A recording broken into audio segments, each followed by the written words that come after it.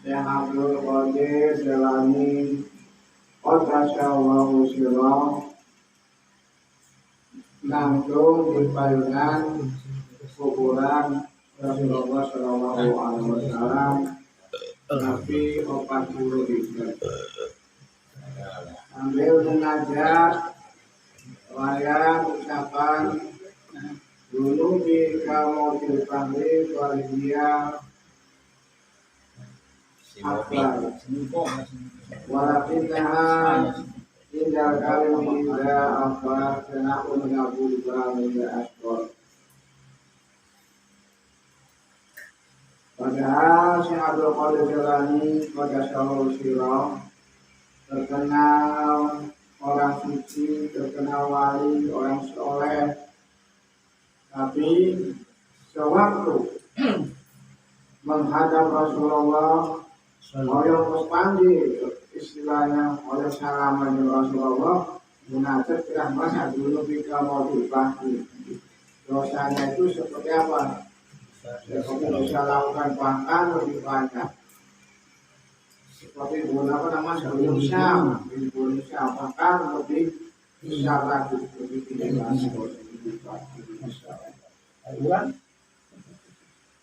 Tapi kalau kita mengharap Allah Subhanahu wa Ta'ala yang Maha Sifat Pemurah, maka dosa itu ya seperti janggal rumetek itu kayak saya nyamuk atau lalat dari itu sangat kecil. Apalagi kita semua para ikhwan Syekh Abdul Qadir Jalani baik merasa dosanya besar, dosanya banyak. Apalagi kita yang tiap hari itu sering lupa ke Allah, ibadahnya sering ketinggalan. Syekh Abdul Qadir Jalani merasa banyak sekali. Tapi itu oke kan Nabi Muhammad SAW yang dosanya sudah dicari Allah diampuni, dosa semua dosa itu terhindar dari dosa semua. Tapi tetap Rasulullah SAW itu tiap harinya selalu bertaubat, minta ampun dan Gusti Allah tidak kurang dari 70. Bukan 90, 70, maksudnya 70 itu berarti kalau ada orang Arab, kalau banyak itu katanya 7 daripada bukan 9, 70 berarti banyak bahasa istighfarnya itu. Jadi daripada itu jadi untuk mendekatkan diri kita kepada Allah Subhanahu wa Ta'ala tanpa syarat itu minta ampun, syaratnya bertaubat. Adapun kalimat taubat yaitu mengucapkan kalimat la ilaha illallah yang telah diajarkan guru mursyid, yang telah ditalkinkan kepada kita semua. Itu kalimat taubat.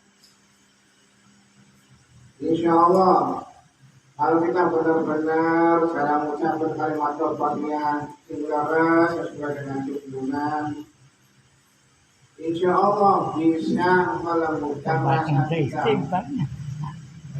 melembutkan hati kita, berarti rasa yang ada di dalam hati.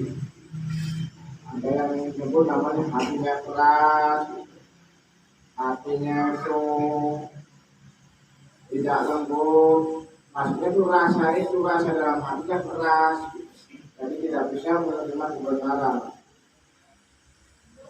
Jadi intinya para ikhwan, yang namanya tasawuf itu tujuannya itu membersihkan rasa, melembutkan rasa. Rasa kita ini bisanya kotor, rasa kita bisanya keras karena maksiat, karena dosa. Nah, juga dengan kalimat taubat, dengan kalimat ampunan, istighfar, gitu ya, insya Allah rasa kita semakin lembut. Semakin lembut rasa kita, maka semakin dekat diri kita kepada Gusti Allah. Jadi alatnya supaya kita dekat dengan Allah itu ya rasanya ini. Allah Maha Suci, Allah Maha Mulia. Ya kalau kita yang hina, banyak kotorannya, dan juga rasanya itu nggak bakal dekat dengan Allah.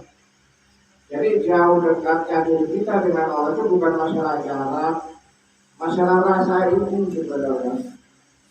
Ya, kalau kita mencari Gusti Allah di luar diri kemana-mana gak bakal kepanggil. Karena Allah itu lebih dekat. Kenapa Allah nggak kelihatan? Karena Allah mah dekat. Apa baik yang dekat dengan diri kita nggak bakal bisa dilihat oleh mata kepala.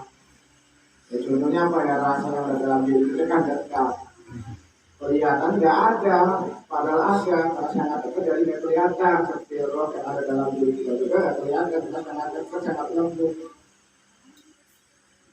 Jadi intinya kita setiap hari sering pikir 5 waktu 135 bangsa garingnya baca kalimat taubat, terus hataman bangsa garingnya seminggu sekali setiap habis maghrib, habis asar, hari Selasa, gitu.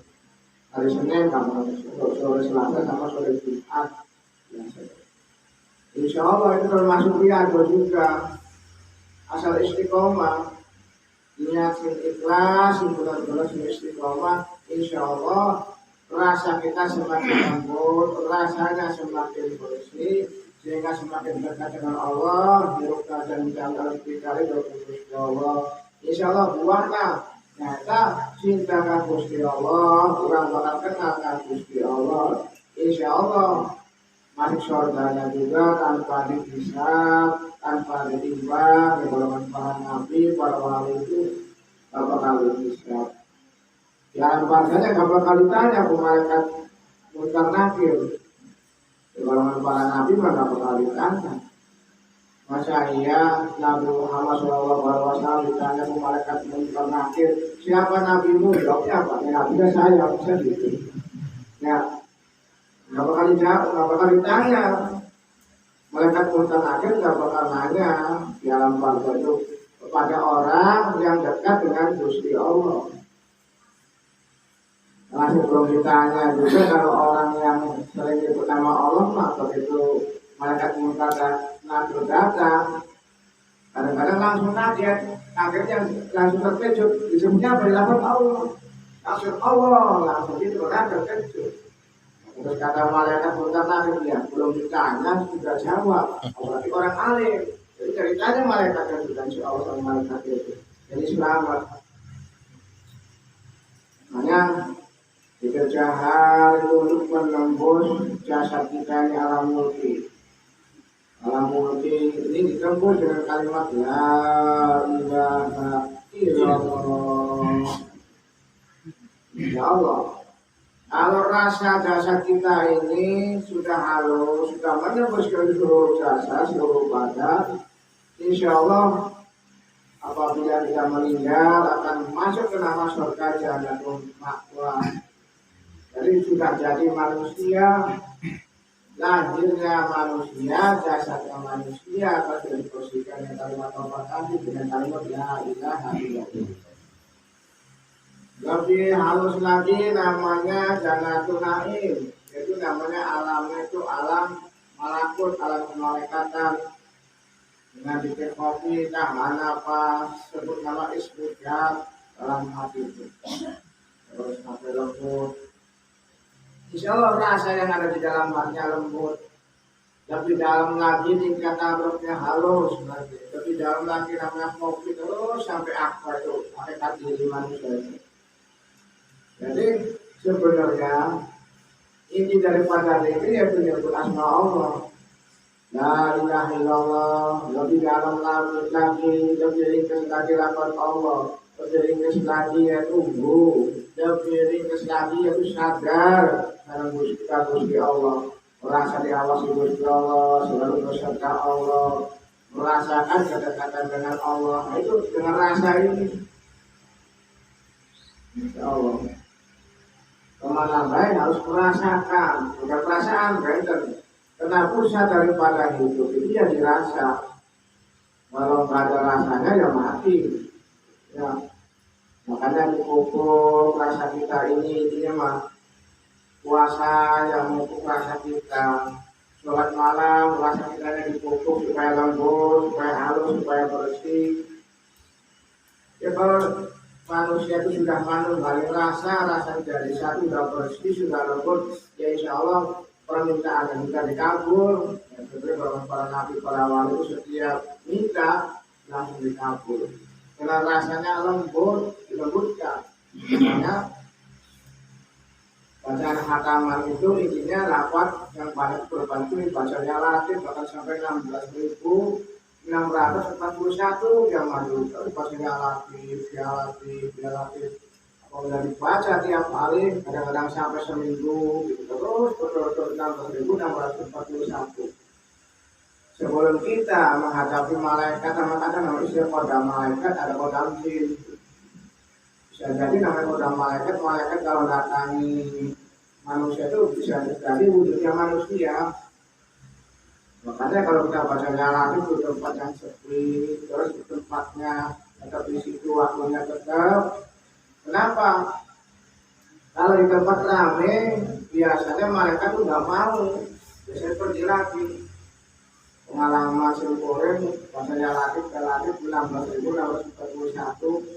Lepas hari Rabu, kalau nggak salah hari ke-7, jam 10 pagi, kebenaran akan ada tamu ke belakang, saya ikut ke belakang, tidak dikatakan dulu. Nah, pada waktu itu, hari Rabu, kebenaran ada tamu datang, Assalamualaikum, gitu. Kebenaran yang kelihatan tuh, modelnya wujudnya orang sudah sepuh, bajunya warna hijau. Istri saya ngintip dari kamar tuh biasanya pengemis. Terus waktu ngambil uang sebentar langsung hilang orangnya itu. Ceritanya gitu. Jadi para ikhwan ada namanya kodam bahasa Indonesia, insya Allah. Jadi kalau kita baca jalan terus masih berangkat apa? Tapi kadang-kadang salah guna gitu para ikhwan anda yang itu. Pada latih tujuannya apa supaya dapat monotopel. Pengalaman ada dari itu. Latih baca karena saking yakinnya. Lepas siang itu jam 7 pagi kalau masalah ada kursi menabrak motor, terus dilihat teriaknya itu 4 angka itu. Malamnya di itu akhirnya 4 angka beneran itu pengalaman itu. Latih. Ya, kemudian besok pas relatif, insya Allah kan malam pun hari kita itu. Apalagi di luar, itu biasanya di halaman relatif, sama harus sampai nafas kita nanti kelihatan itu, buat masuk ke nafas kita itu. Bahasa relatif itu, tambah lembut, insya Allah. Karena kenapa para wali, para nabi bisa tahu alam baca lagi apa di situ? Ya karena lembut. Jadi karena misalnya lembut itu alam yang nggak kelihatan alam lain itu, ya karena kita lembut, kalau kita masih wajar, masih kasar, mual bakal bisa kenal yang lembut. Supaya kenal barang yang lembut, ya kita harus lembut. Kasarnya lembutkan dengan la ilaha illallah, artinya dilembutkan dengan zikir la tauhid, latifah. Rasanya dihaluskan juga dengan namanya syirik, rasa itu. Dengan nafas kita ini, maka kita bisa tingkat musyahadah, tingkat muwafaqah itu kuncinya itu ada namanya zikir nafas yang diajarkan keluarga itu. Buat orang umum bisa hati berhobi. Nah, ada lagi nanti ke sana keluar masuknya nafas, itu kita jangan lupa ke Allah. Bukan zikir hobi baik, masuk nafas dirasakan, tapi nggak diucapkan tuh, nafasnya Allah dirasakan nama zikir rasa. Kalau zikir hobi mati sesuai dengan denyutan jantung atau gerakan hati. Ya, seperti gerakan jarum jam zikir hobi itu bisa terlambat Allah. Nah, dan juga namanya zikir rasa, zikir rahasia. Rasanya tambah lembut. Ada istilah namanya rasa, ada rasa bahasa rasa itu. Kalau rasa mah sama jauh bahasa Indonesia rasa. Rahasia beda lagi. Nama di dalam istilah namanya syir robbani, nama syir namanya nafsu, gitu. Nafsaniyat, gitu ya nafsu. Terus syir malakania atau syir syaitaniyah. kalau orang sudah tingkat ke sana bisa bedakan, oh ini bisikan dari Allah, ini bisikan dari nafsu, bisikan dari setan, bisikan dari malaikat. Tahu semua, bisa bedakan. Terus rasanya juga halus, merasakan.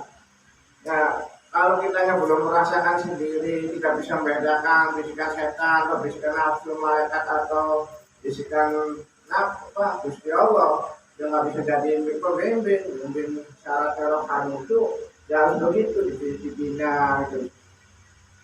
Harus merasakan dalam hal takut beda dengan masalah syariat. Kalau syariat masalah pintar ya bisa masih tahu menyampaikan.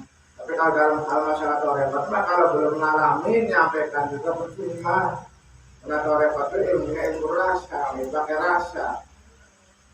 Dari tinggi rendahnya tingkatan torekat itu bagi seorang ikhwan tergantung kebersihan hatinya. Semakin bersih hatinya ya semakin tinggi tingkatannya. Bukan masalah lama itu torekotnya, bukan rajin riadonya, bukan begitu. Jadi otomatis kalau orang yang rajin tirakat, rajin riado mah otomatis dengan sendiri mau bakal nikah itu nanti dalam torekotnya. Belum saja namanya dalam sudah ada namanya mandi kemanusiaan, mandi kemalaikatan, tinggal dijalankan. Malam tujuh bangun, kurang lebih jam 2 atau jam 1 boleh nggak apa-apa setelah habis tidur. Kita mandi dulu, namanya mandi tobat. Kalau bisa mati tiap hari, gitu. Kalau sampai 40 hari minimal gitu. Terus nanti lanjut sampai ke sana itu mandi malam. Terus kadang-kadang para ikhwan belum tahu mandi malam itu gimana caranya. Ya, mungkin hafalan bacaan sudah pada hafal gitu ya. Jadi sebelum mandi dalam syariat kan disunahkan namanya wudhu. Karena sebelum kita kemana-mana begitu bangun itu badan kan masih panas gitu badan kita ini. Kalau badannya panas kemudian digoyor langsung ibarat lampu baik itu lagi panas dikasih air kadang pecah. Begitu juga kita begitu bangun tidur langsung digoyor badan masih kondisi hawa panas digoyor. Takutnya pecah, maka ada istilah pembuluh darah pecah, dan yang kena stroke gitu. Karena mandinya sekaligus, nggak kaki dulu, tangan dua. Jadi nggak ada istilah adaptasi gitu. Kalau bisa mandi dulu, atau kaki dulu dibasahin, tangan sedikit-sedikit, lalu nanti bagian kepala. Ada ceritanya jam 12 malam, saya kemarin tahajud, begitu sholat tahajud selesai, akhirnya badan susah digerakkan, lemes kabeh. Sampai sekarang stroke-nya belum sembuh gara-gara apa mandi malam, tapi sekaligus nggak wudhu dulu. Jadi kalau bisa mah walaupun nggak wudhu ya minimal dengan sekali kaki dulu supaya bisa adaptasi. Nah sehabis kita tidur begitu bangun kan badannya masih panas. Kalau digoyok takut kaget, kalau kaget pembuluh darah pecah bisa meninggal. Gitu. Atau ada namanya istilahnya pembengkakan pembuluh darah akhirnya karena stroke pembuluh gitu. Untuk menghindari itu begitu kita bangun kalau bisa langsung wudhu baik, jangan mandi dulu, wudhu baru mandi. Memang dalam aturan syariat gitu, sebelum mandi besar juga bagus karena waktu malam itu ya wudhu dulu. Nah itu sekedapnya. Sudah saya terangkan sedikit masalah mahkota tadi, terus mandi malam kalau bisa untuk membersihkan rasa kita, melembutkan rasa kita. Syukur-syukur kalau siang bagi puasa sunnah, jelang sering juga bagus, terusnya puasa Nabi Daud itu yang paling bagus dari Nabi. Para ikhwan, saya tanya berdoa kepada Rasul ini, tapi juga mudah-mudahan ayat mendoakan di ayat